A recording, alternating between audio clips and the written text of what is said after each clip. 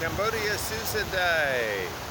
Here we are at Hoi An in Vietnam.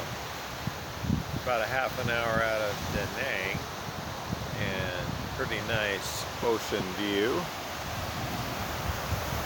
If I can see, it's working. Some girl there waving at me. Anyway, this is take two. So what I've discovered, a lot of this area is much more tourist oriented, and I've seen hundreds, if not thousands, of tourists, which is kind of a surprise to me. It's like more tourists here than in Danang. And we were staying in an apartment near a tourist area. Still a beautiful spot. Most of this area is manicured because, or let's say cleaned.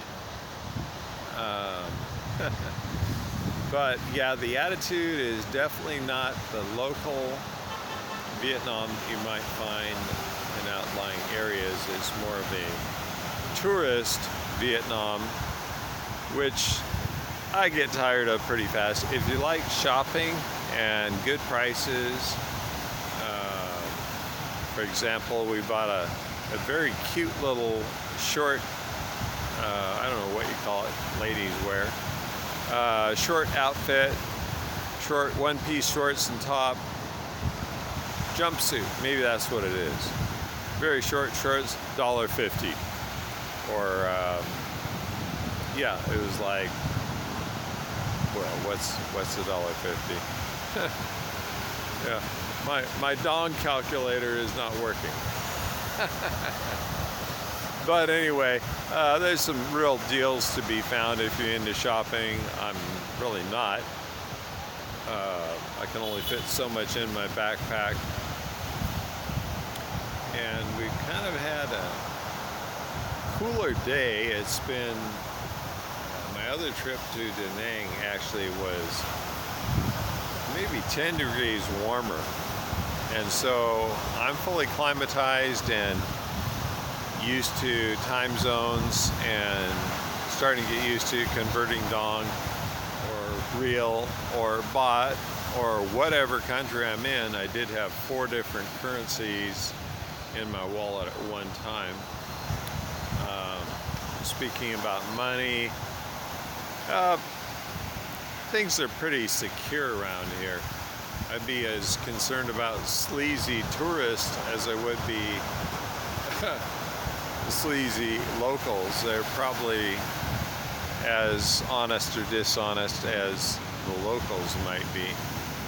So I don't worry about if I had money in my pocket or whatever. It's not really a concern. If you're in Saigon or Phnom Penh or Bangkok, bigger cities are usually more of a question about your valuables. Ran into a European lady in Phnom Penh, and she'd had her passport and everything stolen out of her room. Kind of sound like hotel staff. But then, I mean, if you stay in some budget places, backpacker, hostel, that kind of thing, you might run into that. But basically, everything's more expensive here. We had a place here that was under $20 a night, and it didn't have a kitchen. You could use their kitchen. We booked it through Airbnb originally for 18 nights, which normally I don't do. Usually it's like 3 nights. If it's good, I'll extend it. And the owners knew right away we weren't that happy. So they're okay, but major construction going on in the kind of Airbnb type setup. There's no kitchen. You can use their kitchen. A lot of construction noise. Construction everywhere around Hoi An. So That's one thing you're going to be annoyed with. And then people trying to sell you things like just now. But I think she got the idea I was taking a video, so she kept moving. But anyway, they got a little seawall here, kind of wrecks the beach. I don't know, that's kind of typical. There's probably a more beautiful beach than this, but we're kind of running out of time. We're headed back to Danang, and probably we have motorbike rental. I mean a toilet on wheels, which is basically what they amount to. I'm used to something that has real performance and a clutch, and has had maintenance, so everything works properly. So I'm actually looking forward to getting back to Cambodia and Siem Reap and picking up my Honda 230 after it's been completely rebuilt. Not completely, but all the essential things that were never looked at are now fixed up. And then heading back to the farm out of Danang and hanging out there, probably get back to building the tiny house, and my puppy is waiting there. So gotta train the puppy more Western style instead of kicking him around. And the way they treat dogs is not Western at all. But you know, either accept it or maybe you don't fit in, you should just go back. But yeah, after a few months you either adjust or you move on. But pretty nice. I can't say we've had any exceptional food. Vietnamese food is pretty good, pretty similar to Cambodia, a little different from Thai food, maybe similar to Thailand Isan. And one of the funnier things is watching people try to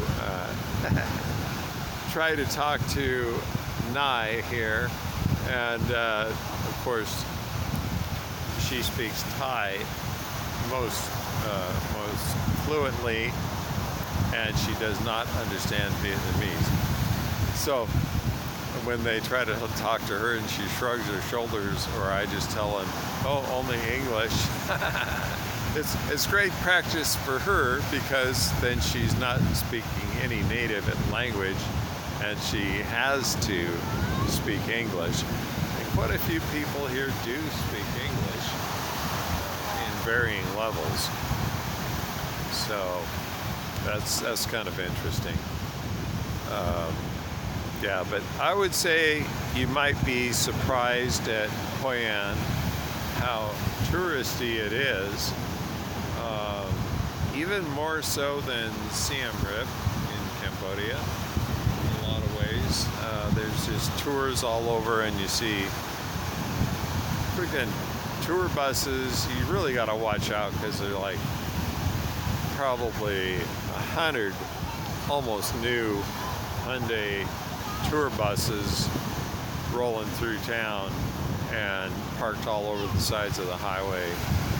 Yeah, it's like tourist mecca, which can be fun if you're into that, but I'm kind of not into the whole tourist thing. I actually talked to one the other day. He was from Australia.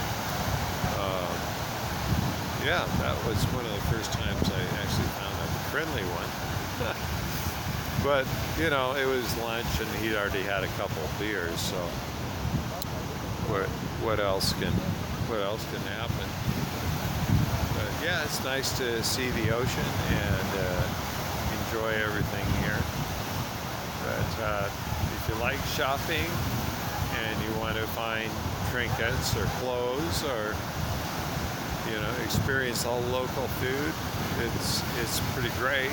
right, good deals to be found, but you can also be taken by, for example, bananas for like $3 for a bunch of bananas, and I should have bargained on that one. If they're not honest, they'll try to take you for a ride. Or like the what do you call the stinky fruit. In Danang, the guys asked me $150, which is like $6 for durian, and it's already cut up. It's in a small package. It's maybe 500 grams, maybe. And I tried it, and it's like, tastes like kind of sticky garlic, sweet flavor. So it didn't turn me on. But you know, he went down from 150 down to 80, which was probably still way too much. So it's like, yeah, see, you have to watch out for how the tourists might get ripped off.